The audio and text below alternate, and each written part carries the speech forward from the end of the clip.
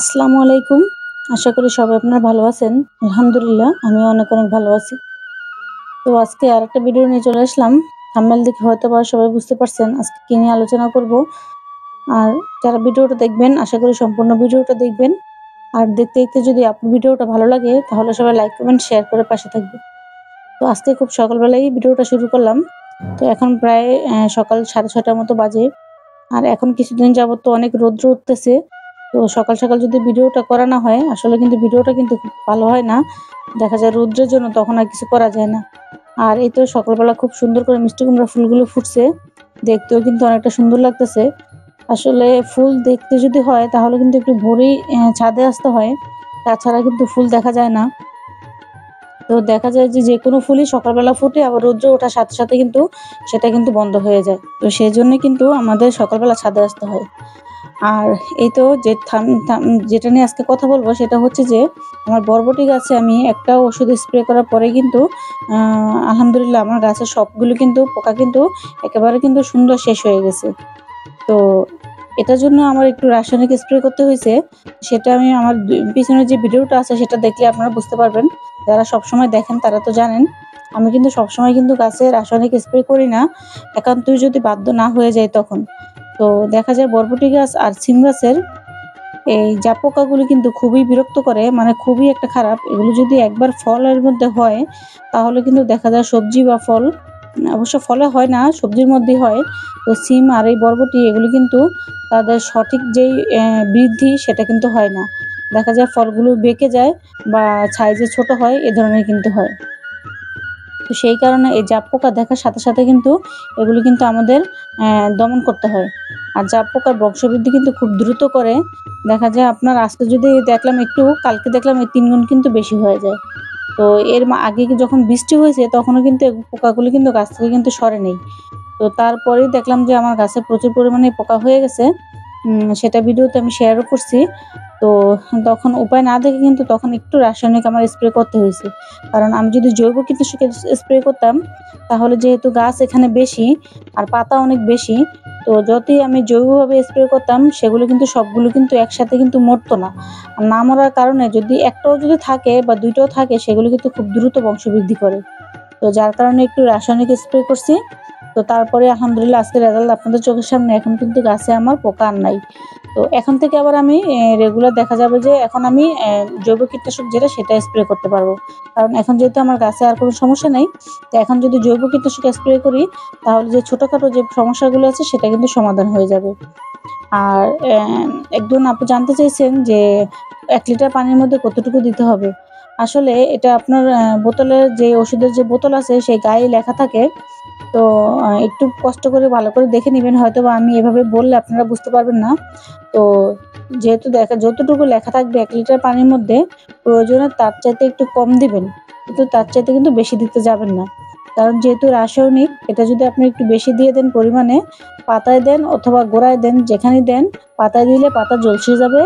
আর যদি গাছের গোড়ায় দেন তাহলে কিন্তু গাছটা কিন্তু মরে যাওয়ার চান্স থাকবে। সেক্ষেত্রে একটু পরিমাণে কম দিলেই ভালো। আর এই তো দেখেন খুব সুন্দর করে কিন্তু 5টা ফুল ফুটছে আজকে। আর মাশাআল্লাহ দেখতে কত সুন্দর লাগতেছে।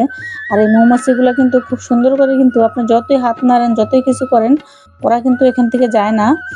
ওদের যে খাদ্য গ্রহণ ওরা কিন্তু সেটা কিন্তু করেই যায়।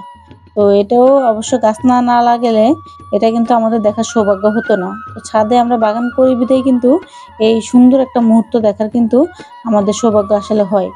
তো এই তো যেমনটা বললাম যে পাশে আমার সিম গাছ আছে। তো আলহামদুলিল্লাহ এই সিম গাছেও কিন্তু ফুল আসা শুরু হয়ে গেছে। তো এই যে এই সিম গাছগুলো কিন্তু আলহামদুলিল্লাহ এখন পর্যন্ত খুব সুন্দর আছে গাছ। তো এই সুন্দর রাখার জন্য কিন্তু আমাদেরকে গাছের সঠিক নিয়মে কিন্তু এখন কিন্তু খাবার দিতে হবে। আর গাছে কিন্তু স্প্রে করে যেতে হবে। তো গাছ যেগুলো সুস্থ থাকে সেগুলোর মধ্যে কিন্তু আমরা আমাদের যে জৈব কীটনাশক আছে ঘরোয়াভাবে আমরা যেটা তৈরি করি সেটা কিন্তু আমরা দিতে পারি। তো ঘরোয়া পেস্টিসাইডের মধ্যে আমি কিন্তু অনেকবারই আপনাদের সাথে শেয়ার করছি। তো যারা নতুন আছেন তাদের জন্য আরেকবার বলে দেই, নিম তেল সেখানে স্প্রে করতে পারেন। নিম তেলের সাথে একটু কাপড় ধোয়ার পাউডার দিয়ে দিবেন, সেটা দিলে একটু ভালো হবে। আর এছাড়া আপনার রসুন থেতলিয়ে সেটার রসটা ভিজিয়ে রেখে সাথে একটু মরিচের গুঁড়া বা কাঁচামরিচ বেটে সেই পানিটা যদি একটু ভিজিয়ে রাখেন, সেটাও যদি গাছে ছেঁকে স্প্রে করেন তাহলে কিন্তু খুব সুন্দর কাজ হয়। ছোটোখাটো যে পোকাগুলি থাকে সেটা কিন্তু এটার মধ্যে কিন্তু খুব সুন্দর করে কিন্তু চলে যায়। তো দেখা যাবে যখন দিবেন, সপ্তাহে যদি নিয়ম করে 1 বার বা 2 বার করে দিতে পারেন, তাহলে কিন্তু গাছটা কিন্তু খুব সুন্দর সুস্থ থাকবে বা ভালো থাকবে। আর আমার যে আগের সিম গাছগুলি ছিল, এটা থেকে 2 বার সিম হারভেস্ট করছি। তো আবার মোটামুটি সিম ধরছে, তো দেখা যাক কতটুকু হয়। আর এখানে আমার কিছু আজকে কচুর শাকও হারভেস্ট করব।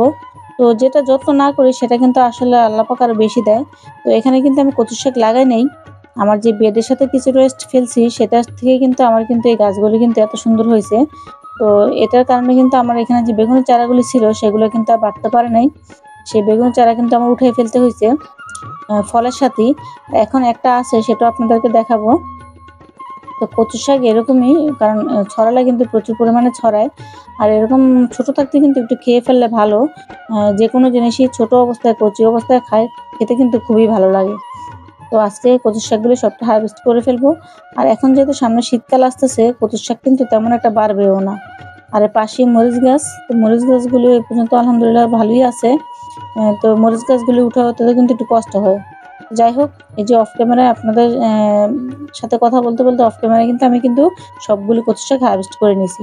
আর এই যে বললাম যে এখানেও এখন একটা বেগুনের চারা আছে, সেটা হচ্ছে এটা। তারপর দেখেন দুটা কিন্তু বেগুন কিন্তু এখন কিন্তু অলরেডি গাছে আছে। তো পাশেরগুলো আমি উঠিয়ে ফেলছি। তো এভাবে করে এই যে এখানে হেলেঞ্চা শাকগুলি হারভেস্ট করলে কিন্তু খুব দ্রুত বড় হয়। আর এই যে আজকের হারভেস্ট, আপনার সাথে কথা বলতে বলতে কিন্তু আমি ছোটখাটো একটা হারভেস্টও করে ফেলছি।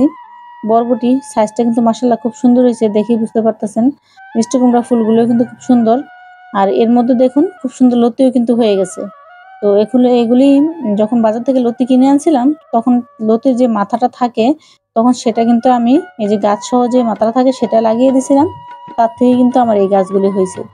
তো কচু শাক করা তেমন একটা কঠিন না, খুব সহজে কিন্তু কচু শাকটা কিন্তু বাগানে হয়। মাসে 1 বার বা 2 বার যদি একটু খাবার দেওয়া যায় তাহলেই চলে, আর কিছু দিতে হয় না। আর কচু শাকে তো প্রচুর পরিমাণে আয়রন থাকে। তো যারা কচু শাক পছন্দ করেন তারা কিন্তু অবশ্যই, আমাদের মেয়েদের জন্য আর বেশি ভালো, আয়রনের ঘাটতি প্রচুর পরিমাণে পূরণ করে। আর এই তো এই গাছগুলোতে এখন খাবারটা নিয়মিত দিতে হবে, যেহেতু এখন এগুলো গ্রোথের সময়, এখন ফুল ফল আসার সময়। এখন কিন্তু আমাদের খাবার নিয়ে অবহেলা করলে হবে না।